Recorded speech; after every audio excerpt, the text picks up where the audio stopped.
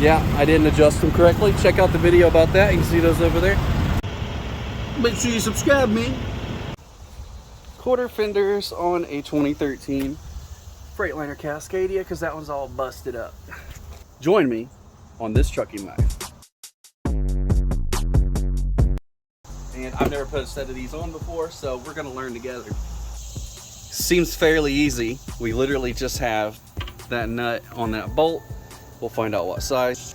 Well, I got a 15/16 and a 24. Both of them fit. Never have enough breaker bars. Here we go. It's working just great. Once you loosen that collar enough, you should be able to slide it out of the way. Yes.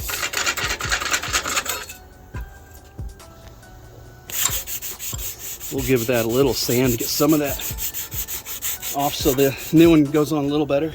So we might as well Amazon. The bar slides over so nicely. So that's pretty dang easy. So again, the one with just 3 goes back here. And then for the top pieces that go above, they get that bar. All right, we'll be back. Here's the other part that, strangely, you guessed it, has washers.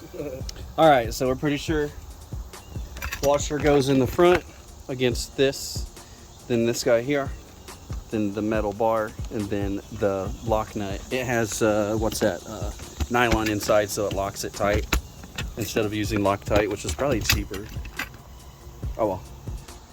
All right, just a size reference. Those are 10mm. Yep, the notorious 10mm. Those are, what did I tell you it was? I made 15/16 work and 24mm. 24 was a little loose, but I got by with it without hurting anything. And there it is. I'm gonna do some adjusting. I'm not sure how I like it, but that's how you do one side. It's pretty dang easy. Well, the AC is broke again. Did a little checking. Something easy you can do.